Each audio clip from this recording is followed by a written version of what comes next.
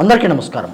Welcome to Myra media. గత 5 సంవత్సరాల్లో జగన్ పాలనలో మరి సమాజంలోని రాష్ట్రంలోని బ్రాహ్మణుల పరిస్థితి ఎలా ఉంది, బ్రాహ్మణుల్ని నిజంగా ప్రయోజనం చేకూర్చినటువంటి ప్రభుత్వం ఏది అనే అంశం మీద మనతో మాట్లాడడానికి ఆంధ్రప్రదేశ్ రాష్ట్ర దేవాదాయ ధర్మాదాయ శాఖ ప్రభుత్వ సలహాదారు జోలాపురపు శ్రీకాంత్ గారు మనతో ఉన్నారు. నమస్కారం అండి శ్రీకాంత్ గారు. నమస్కారం అండి.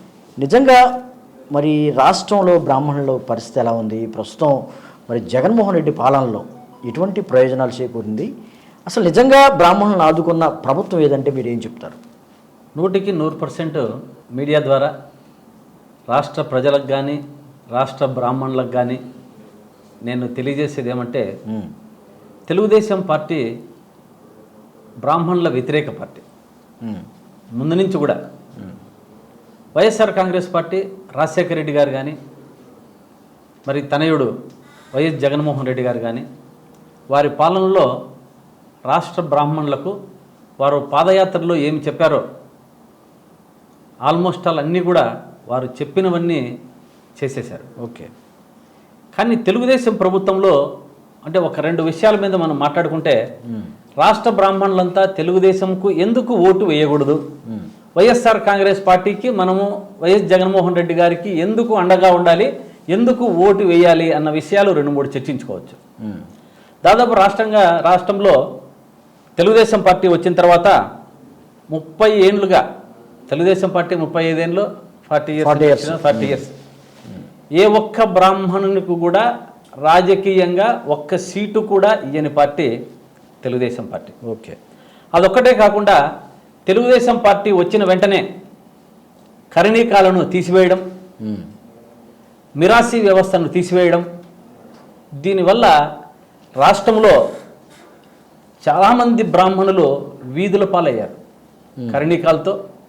అదేవిధంగా మిరాసీ వ్యవస్థ తీసేయడంతో కరణీకాలన్నీ పోయి, కరణీకాలు లేకుండా ఉద్యోగాలు లేకుండా వాళ్ళు చాలా అలమటించే పరిస్థితిలో ఉన్నారు. ఓకే. అదేవిధంగా రాజకీయంగా, ఆర్థికంగా, సామాజికంగా ఎక్కువ పాదం మోపినటువంటి పార్టీ బ్రాహ్మణుల మీద తెలుగుదేశం పార్టీ.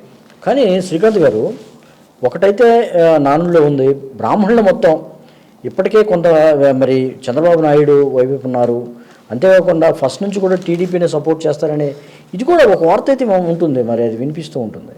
అంటే రాజకీయంగా పార్టీలో అన్ని కులాలలో 2 వర్గాలు ఉండడం, ప్రతి ఒక్క కులంలో కూడా ఒకరు తెలుగుదేశం ఉంటే ఒకరు వైఎస్ఆర్సీపీ ఉండడం సర్వసామాన్యం.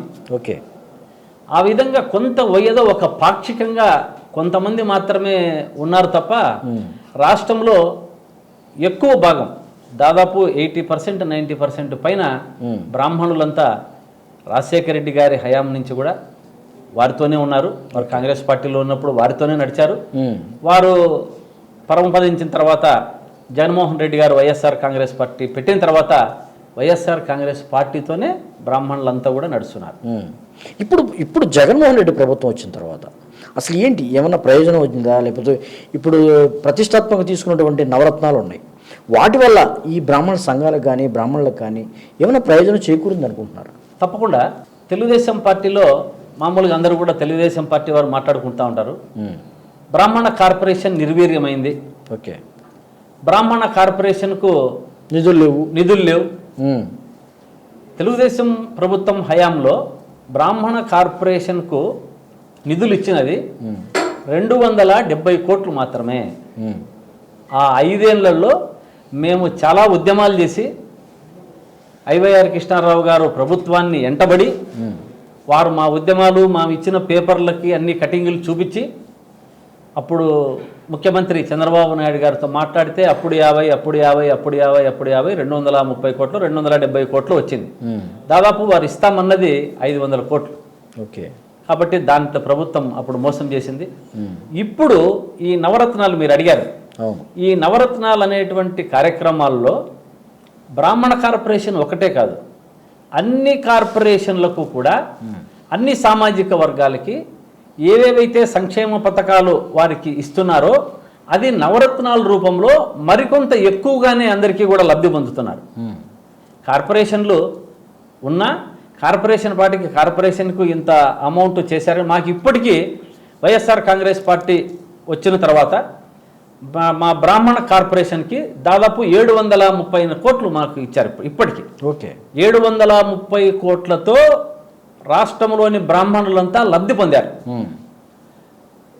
ఇదైతేనేమి, మన విదేశీ విద్య అయితేనేమి, పిల్లలకు విద్య అయితేనేమి, వైద్యం అయితేనేమి, పెన్షన్లు అయితేనేమి, ఇటువంటి సంక్షేమ కార్యక్రమాల్లో ప్రతి ఒక్కరికి కూడా మా బ్రాహ్మణులకు లబ్ధి చెందుతున్నాయి. ఓకే శ్రీకాంత్ గారు, ఒక విషయాన్ని మనం ప్రస్తావించుకోవాలి.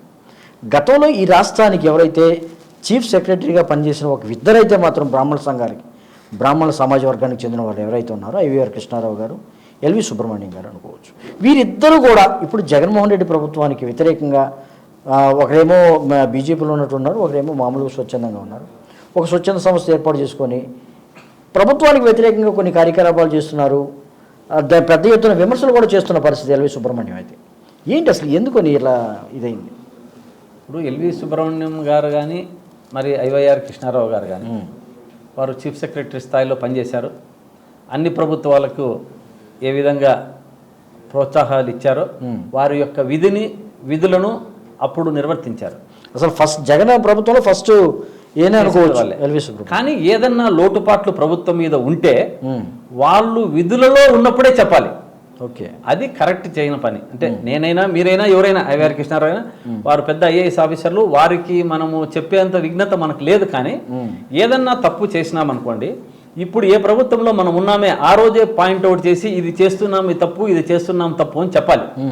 బయటికి పోయినాక రిటైర్డ్ అయిన తర్వాత బయటికి పోయిన తర్వాత చెప్పడం అనేది కొంచెం బాధాకరమైన విషయం. అది వారి యొక్క స్థాయికి తగ్గినది కాదు. అంతకంటే నేను దాని గురించి ఎక్కువ మాట్లాడకూడదు. ఓకే, ఇటీవల కాలంలో గత ఒక వారం రోజులుగా సంచలనంగా మారింది ఏదైతే వాలంటీర్ వ్యవస్థను ఆప్ చేయడం కానీ, పెన్షన్ల వ్యవస్థను మరి నిలిపివేయడం కానీ జరిగింది పెద్ద ఎత్తున. ఈ ఏదైతే పిటిషన్ వేసిన దాంట్లో ఎల్వి సుబ్రహ్మణ్యం కూడా ఒక సభ్యుడిగా ఉన్నారు, ఒక కీలకమైన వ్యక్తిగా కూడా ఉన్నారు. ఆయన ఏది సిటిజన్ ఫర్ డెమోక్రసీ అనే దాంట్లో దీని ద్వారానే మరి పెన్షన్ ఆప్ చేయడం కానీ, లేకపోతే వాలంటీర్లు ఆప్ చేయడం కానీ ఈసీ ఆదేశాలు జారీ చేసింది. ఇటువంటి దాంట్లో ఒక బ్రాహ్మణ సమాజ వర్గానికి చెందినటువంటి ఎల్వి సుబ్రహ్మణ్యం ఉంటాం ఎంతవరకు మీరు ఇది చేస్తారు? చాలా బాధాకరం. వీళ్ళంతా ఏమంటే తెలుగుదేశం పార్టీ కూటమికి ప్రలోభాలకు లోనై జగన్మోహన్ రెడ్డి గారు నిత్యము 1వ తారీఖు అయితేనే వారికి వాకిలి తట్టి ఉదయాన్నే చిరునవ్వుతో అవ్వాతాతలకు పెన్షన్ అందించేవారు, వికలాంగులకు పెన్షన్ అందించేవారు, వయోవృద్ధులకు పెన్షన్ అందించేవారు, విడోలకు పెన్షన్ అందించేవారు. చూస్తున్నాం టీవీల్లో. ఎంత పరిస్థితి దారుణంగా ఒక స్ట్రక్చర్లో అవ్వని 80 ఏళ్ళ 90 ఏళ్ళ అవ్వని ఒక స్ట్రక్చర్లో తీసుకొని పోయి వీళ్ళ ఇంటికి పోలేకపోవడం వల్ల వీరు వేసిన పిటిషన్ వల్ల స్ట్రక్చర్లో తీసుకొని పోతే కూడా పడిగాపులు కాచి అక్కడి నుంచి తెచ్చుకునే పరిస్థితి. కానీ రాష్ట్ర వ్యాప్తంగా పెద్ద ఎత్తున నిరసన అయితే వ్యక్తమైంది ఏదైతే ఈ ఎల్వి సుబ్రహ్మణ్యం ఉన్నటువంటి సిటిజన్ ఫర్ డెమోక్రసీ అనే దాని మీద కూడా. ఏంటి అసలు ఎలా అనుకుంటున్నారు? అసలు ఇటువంటి పరిస్థితులు దాపురిస్తాయని ఎల్వి సుబ్రహ్మణ్యం తెలియదంటారా? చాలా బాధాకరం ఇది విషయం. అందరూ కూడా ప్రతి ఒక్కరు, ఎందుకంటే ఒక పేద ప్రజలకు అందే సంక్షేమ పథకాలను అడ్డుకోవడం అనేది వారిని ఎవరు చేసినా సరే దేవుడు కూడా క్షమించడు. అదే దీంట్లో ఎటువంటి క్లారిటీ. తిట్టకుండా తిడుతున్నారు మామూలు కూడా. ఒక్కరు తిట్టకుండా వృద్ధులు కానీ, అవ్వలు కానీ, తాతలు కానీ, పెద్దలు కానీ ప్రతి ఒక్కరు కూడా వేసిన ప్రతి వారిని, వేయించిన వారిని పైకి లేయకుండా చేసే పరిస్థితి వస్తుంది వచ్చే ఎన్నికల్లో. ఎందుకంటే వీరు ఎన్ని చేసినా వెనక ఉన్నది చంద్రబాబు నాయుడు గారు. ఆ కూటమి అనేది ప్రజలకందరికీ, అవ్వాతాతలకి, చిన్నపిల్లలకి, అందరికి, ప్రతి ఒక్కరికి తెలిసిన విషయమే. కాకపోతే ఎలక్షన్స్ లో తగిన బుద్ధి వారే తెలియజేస్తారు. మనం ఏం చెప్పాల్సిన పనిలేదు. ఓకే శ్రీకాంత్ గారు, ఈరోజు ప్రతిష్టాత్మకంగా జరగవలసిన బ్రాహ్మణ ఆత్మీయ సమావేశం మరి వాయిదా పడింది అనుకోవాలా, లేకపోతే రద్దయింది అనుకోవాలా? ఎలా చూస్తారు దీన్ని? దీని వెనుకున్న పరిస్థితులు ఏంటి అసలు? ఈరోజు రాష్ట్ర వ్యాప్తంగా వైఎస్ఆర్ కాంగ్రెస్ పార్టీ నిజంగా ఒక పిలుపునిచ్చిన వెంటనే రాష్ట్రంలో 13 జిల్లాలు, 26 జిల్లాల నుంచి మొత్తం శ్రీకాకుళం నుంచి హిందూపూర్ వరకు కూడా వచ్చిన బ్రాహ్మణోత్తములందరికీ కూడా నా హృదయపూర్వక నమస్కారాలు తెలియజేస్తున్నా. ఎందుకంటే వ్యయ ప్రయాసలతో వేసవిలో దీని నుంచి రావడం, మనము పార్టీకి ఒక మెసేజ్ని ఇవ్వాలా, మనకు ఎందుకు ఏమేమి మనకి ఇంకా కావాలా అని అడగాలి. వారి యొక్క రిప్రజెంటేషన్ అందరితో కూడా ఇది సజ్జల గారికి ఇవ్వాలి. ఇది ముఖ్యమంత్రి గారి దృష్టికి తీసుకువెళ్ళాలి. ఏంటి ప్రధానంగా మీరేం సూచనలు చేస్తారు, ఏం కోరదానుకున్నారు? అంటే దీంట్లో మేము ప్రధానంగా రాష్ట్ర వ్యాప్తంగా ప్రతి ఒక్క జిల్లాలో ఒక బ్రాహ్మణ భవన్ కావాలని మా యొక్క ఇది. అదేవిధంగా విజయవాడ నగరంలో ఇది రాజధాని నగరం ఇక్కడ ఉన్నారు కాబట్టి పెద్ద ఎత్తున ఇక్కడ ఒక 2 ఎకరాల భూమి ఇస్తే ఇక్కడ మనకు అపరకర్మలకు భవనం ఒకటి, ఒక కళ్యాణ మండపం ఒకటి, ప్రతి ఒక్క దానికి అన్ని కులాలకు ఉంటున్నాయి, మనకు కూడా కావాలనేది ఒకటి పెట్టుకున్నాం ఇక్కడ. అదేవిధంగా రాష్ట్ర వ్యాప్తంగా ఉన్నటువంటి వేద అభ్యాస స్కీమ్ అనేటువంటిది ఒకటి ఉంది. అంటే వేదం చదివే పిల్లలకు అమ్మఒడి కింద ఇవ్వాలని అమ్మఒడి కూడా వీళ్ళకి ఇవ్వాలని చాలా మంచి సూచన, సారాంశం పెట్టుకున్నాం. అదే విధంగా జగనన్న పురోహిత మిత్ర అనేటువంటి ద్వారా పెన్షన్లు ఏదైతే ఉన్నాయో 3వ మాసం వస్తుంది. ఒక 3-4 నెలలు పురోహితులకు అందరికీ ఇబ్బంది లేకుండా పూజలు ఉండవు, ఏ కార్యక్రమాలు ఉండవు. ఇబ్బంది పడే వాళ్ళందరినీ నోట్ చేసుకొని వారికి ఏదో 10,000 15,000 ఏదో ఒకటి ఒక స్కీమ్ ద్వారా మాసం అంతా ఇప్పుడు ఆటో వాళ్ళకి, లాయర్లకి అందరు ఇస్తున్నారు కదా ప్రభుత్వం. దీని ద్వారా నిషేధం టైంలో ఇప్పించాలనేది మా అందరి ప్రధాన అజెండా. మంచి సూచన. అదే విధంగా జగనన్న బ్రాహ్మణ హిత అని 45 ఏళ్ళు పడిన మహిళలకి, ఒంటరి మహిళలకి వాళ్ళకు కూడా ఏదో ఆసరా ఉంటుంది, వాళ్ళకు డబ్బులు ఇంత ఇవ్వాలి. దీంట్లో రావట్లేదా ఈ వితంతు పెన్షన్లో కూడా కొంతమందికి వస్తున్నాయి. కాకపోతే ఈ వారి నామ్స్ కింద కొంచెం ఏదైనా కరెంట్ బిల్ ఎక్కువైనా, కొంచెం ఏదైనా ఇంకొకటి ఏదైనా చిన్నది ఉన్నా, అటువంటి ఏదైనా కార్యక్రమాలు ఉన్నా కొంచెం రావడం లేదు. సపరేట్ గా కార్పొరేషన్ స్పెషల్ ద్వారా దీనికి ఇవ్వాలనేది ఒకటి పెట్టాం. ఇంకొకటి బ్రాహ్మణులను, అర్చకులను ఒకరిని దేవాలయాల్లో మెంబర్గా చేర్చారు. కానీ దీంతో పాటు పార్టీలో కష్టపడిన బ్రాహ్మణులకి ఒక దేవాలయంలో మెంబర్గా వేయాలా అన్నది. ఎందుకంటే దీనివల్ల ఏమవుతుందంటే అర్చకునికి, మన ఈవోలకి, స్టాఫ్కి మధ్యలో ఇటువంటి మెంబర్స్ ఉండడం వల్ల అన్ని తెలిసినవాడు. బ్రాహ్మణునికి ధూపము, దీపము, నైవేద్యము, నిత్య కైంకర్యము ఇవన్నీ విషయాల్లో తెలుసు కాబట్టి ఒక బ్రాహ్మణుని దేవాలయాల్లో మెంబర్గా, తిరుమల తిరుపతి దేవస్థానం నుంచి అరసవెల్లి వరకు కూడా ప్రతి ఒక్కరిని ఒకటి పెట్టాలన్నది ఈరోజు ప్రధానంగా ఒక అజెండా రూపకంతో అందరి ఈ సమావేశంలో వచ్చిన సభ్యుల కోరిక మేరకు ఇవన్నీ కూడా చేయడం జరిగింది. ఈరోజు అదృష్టమో దురదృష్టమో ఏదో కొంతమంది కొన్ని కారణాల వల్ల మనం దాని గురించి ఎక్కువగా చెప్పుకోలేదు. మీటింగ్ అయితే చెడగొట్టడం జరిగింది, చెడిపోయింది. కానీ పార్టీ దృష్టికి, సజ్జల గారి దృష్టికి కానీ, అభిరెడ్డి గారి దృష్టికి కానీ తీసుకెళ్ళాము. ఏమీ భయపడాల్సిన పని లేదు.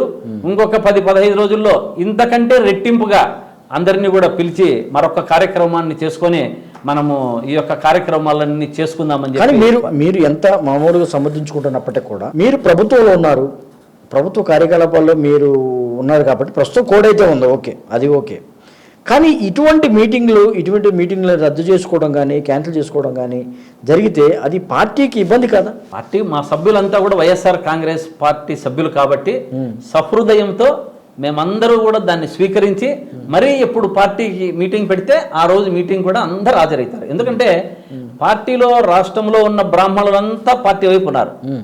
జగన్మోహన్ రెడ్డి గారిని మరీ ముఖ్యమంత్రిగా చేసుకోవాలా, మనకు సంక్షేమ పథకాలు అన్ని కులాలకు ఇస్తున్నారు, బ్రాహ్మణ కులం కూడా అభివృద్ధి చెందాలా, ఆర్థికంగా, సామాజికంగా, రాజకీయంగా. ఇది జరగాలంటే ఓన్లీ ఒక్క జగన్మోహన్ రెడ్డి, వైఎస్ఆర్ కాంగ్రెస్ పార్టీ మాత్రమే చేస్తుందన్నది అందరికీ విదితమే. ఎందుకంటే ఒక చిన్న 2-3 అంశాలు మీకు ఇంతకుముందు తెలుగుదేశంకు ఎందుకు ఓటు వేయకూడదు అని చెప్పారు, వైఎస్ఆర్ కాంగ్రెస్ పార్టీకి ఎందుకు ఓటు వేయాలా అన్న విషయాన్ని రాష్ట్ర ప్రజలందరికీ కూడా, బ్రాహ్మణులందరికీ తెలియజేస్తున్నా. రాష్ట్ర ముఖ్యమంత్రి వైఎస్ రాజారెడ్డి గారు,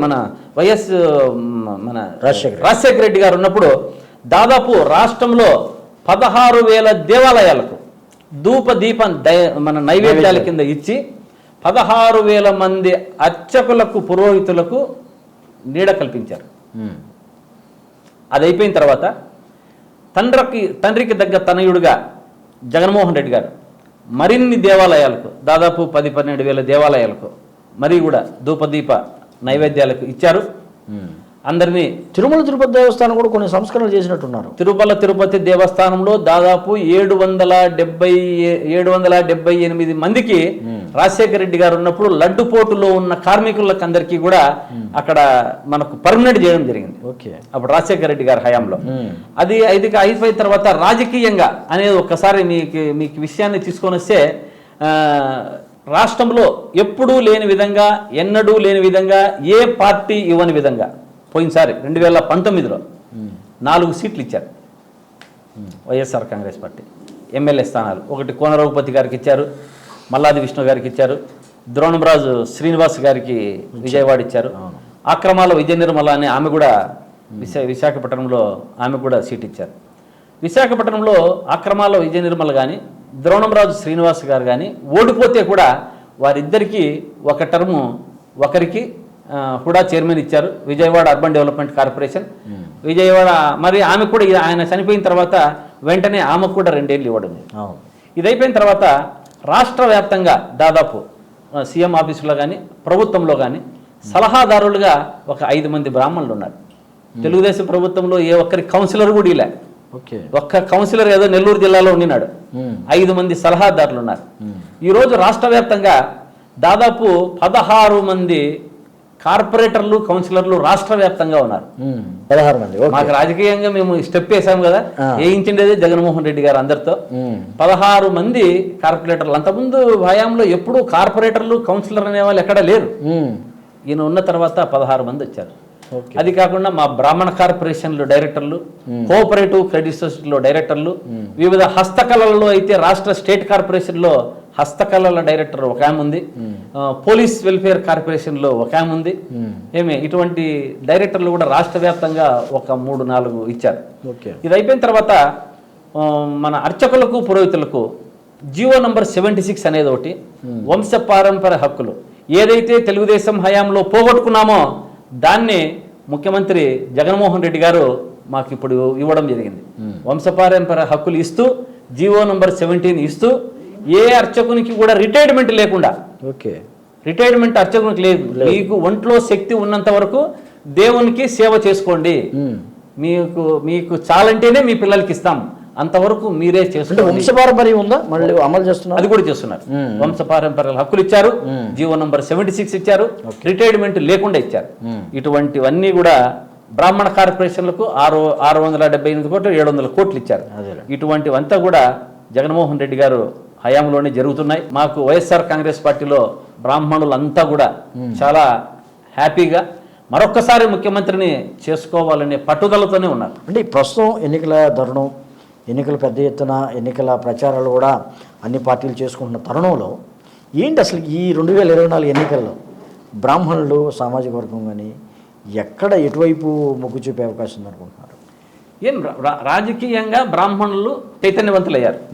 అంటే ఇంతకుముందు ఓటుకు కూడా పోలేని పరిస్థితి, అంటే మాకెందుకులే అనే పరిస్థితుల్లో ఉన్నారు. అంటే గత ప్రభుత్వాలు మోసం చేయడం వల్ల అన్నీ తీసేసి ఏ ప్రభుత్వమైనా ఒకటే అనుకున్నా, ఏ ప్రభుత్వమైనా ఒకటేలే ఎందుకులే. జగన్మోహన్ రెడ్డి గారు వచ్చిన తర్వాత ఓటు వేయాలా, మనం ఓటు హక్కును వినియోగించుకోవాలా, మనకు కావలసిన ముఖ్యమంత్రిని తెచ్చుకోవాలా అనే పట్టుదల, అవగాహన. అంటే మాకు అవగాహన ఉంది యాక్చువల్గా వేయాలని, కానీ మాకెందుకు లేనున్నారు. కానీ ఇప్పుడు అట్లా ఉండే పరిస్థితి లేదు. వైఎస్ఆర్ కాంగ్రెస్ పార్టీ వైపే ఉంటారు. ఉరిమే ఉత్సాహంతో వచ్చి ఓటు వేసి మరొక్కసారి ముఖ్యమంత్రిని జగన్మోహన్ రెడ్డి గారిని చేసుకొని మరిన్ని సంక్షేమ పథకాలు కానీ మరిన్ని మా కులానికి ఏ కుల ప్రాతిపదిక మీద మాకు ఏదైతే అది కావాలో అన్నీ వచ్చే విధంగా ఇస్తారు. మేమన్నీ దాన్ని చేసుకుంటాం. వైఎస్ఆర్ కాంగ్రెస్ పార్టీ వైపునే రాష్ట్ర బ్రాహ్మణులంతా ఉంటారని తెలియజేసుకుంటున్నాం. ఇది శ్రీకాంత్ గారు చెప్తున్నారు. ఏదైతే ఉందో బ్రాహ్మణ సంఘాలు మొత్తం ప్రయోజనం పొందింది కేవలం రాజశేఖర రెడ్డి ప్రభుత్వం, అంతేకాకుండా తనయుడు జగన్మోహన్ రెడ్డి ప్రభుత్వంలోనే పొందారు. అంతేకాకుండా మరోసారి మరి వచ్చే ఎన్నికల్లో మరి జగన్మోహన్ రెడ్డి వైపున బ్రాహ్మణ సమాజ వర్గం ఉంటుంది. ఖచ్చితంగా జగన్మోహన్ రెడ్డిని మళ్ళీ ముఖ్యమంత్రి చేసుకొని తమకు కావాల్సిన ప్రయోజనాలు మళ్ళీ పొందేందుకు కూడా ప్రయత్నం చేస్తానని శ్రీకాంత్ గారు చెప్తున్న పరిస్థితి. నమస్కారం అండి. నమస్కారం.